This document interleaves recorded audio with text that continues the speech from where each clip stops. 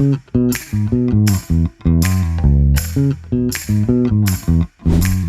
ខេជាដំបូងមុននឹងយើងទៅលេងផ្ទះគេតតែមានរបស់យើងទៅផ្ញើគេផងហើយលើសូថាធីមរបស់គាត់ហ្នឹងមានអ្នកខ្លះគាត់ចូលចិត្តញ៉ាំជាមួយនឹងពងមាន់ពងទាចូលចិត្តសុទ្ធយើងនិយាយថាសុទ្ធចឹងទៅអញ្ចឹងក៏ចូលជាមួយនឹងម៉ាតមុនដើម្បីធ្វើការទិញហើយក៏ធ្វើការទិញអាហារសម្រន់ខ្លះដែរគឺមីខ្មែររបស់យើងគឺមីជាតិអញ្ចឹងទិញ4កំប៉ុង4រសជាតិដោយសារហ្នឹងគឺមាន4កំប៉ុង4រសជាតិបញ្ចូលសលេងដោយសារតែ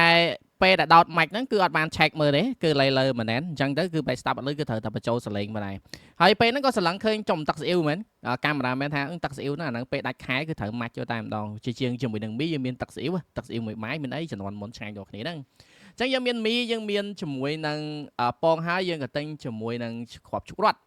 ព្រោះជាទូទៅដូចខ្ញុំអីក៏ចូលចិត្តតេស្តជាមួយនឹងគ្រាប់ជុករត់ដែរហើយជាពិសេស coach និង assistant coach អីអាចតេស្តបានទាំង player អីដូចគ្នាប៉ុណ្ណាអញ្ចឹងបើយើងទិញរបស់គ្រប់គ្រាន់អី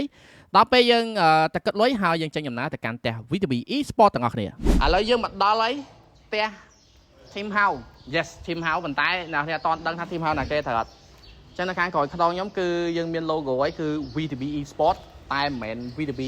Family ទេអញ្ចឹងគឺ VTB Esportចឹងឥឡូវយើងមក review team out គាត់តែម្ដងចង់ដឹងថា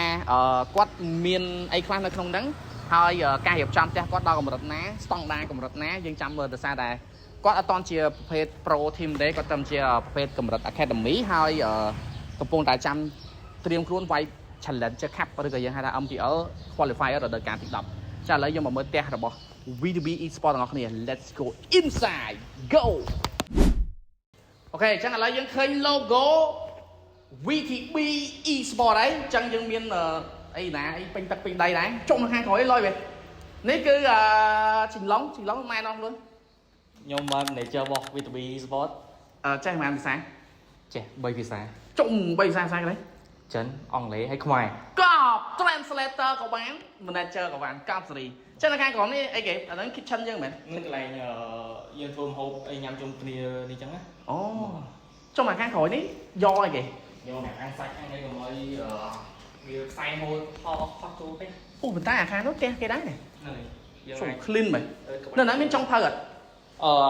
អាចនឹងមានថ្ងៃមុខអូខេកំពុងរៀបចំអូខេចាឥឡូវនាំផ្លូវមើលចង់ដឹងនៅក្នុងនោះមានអីខ្លះ let's go ឥ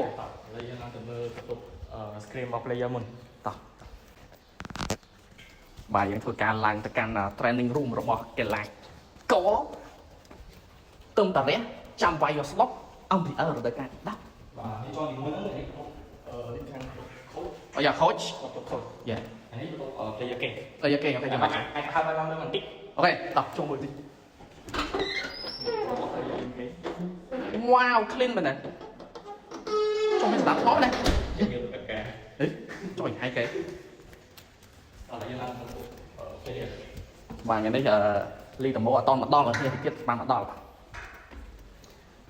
នេះគឺជាន់ទី2បន្ទប់ដាក់សម្ភារៈគ្មានភារកិច្ចហាមចូលអានេះយើងបន្ទប់យើង screen ហើយមាន training អូខេអេចុះ roll បន្ទប់ player ពុំលេងរ៉េ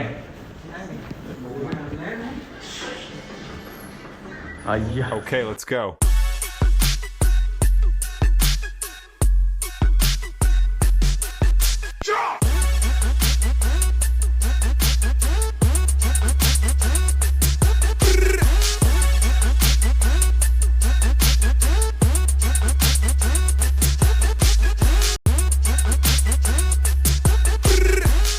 stress ពីការចាញ់ scream អាចមកលើនេះបាន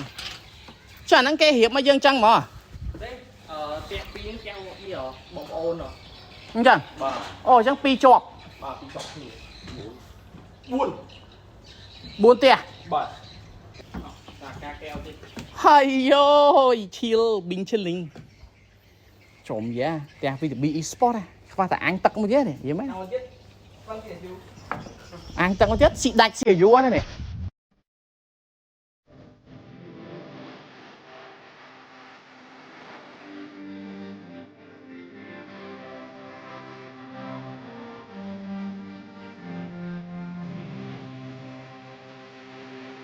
របស់ហ្នឹងហើយកន្លែងមានរបស់យកមកឲ្យអូយយើងពងមាន់អូយណ៎ favorite Hey bro, Hey. come on. H Được phê lên ra đây. Được phê lên. fast food មីជាតិហើយធម្មតាអ្នកប្រកួតចូលចិត្តមកអាហ្នឹងមានតែគេចូលចិត្តហ្នឹង This one is good this is good one ពេលលេងគឺជក់វត្តជីពីយកមកកដោយកឲ្យវាមិនដឹងសំខាន់ H Ê, được phê lên. ចឹងថ្ងៃហ្នឹងមក VTB កោក៏មានតែប៉ុណ្្នឹងឲ្យគាត់ថាយើងមកដៃទទេចឹងយើងមកយើងមានអីយើងមកជូនដែរទឹកចិត្តឲ្យលេងតែមកតែ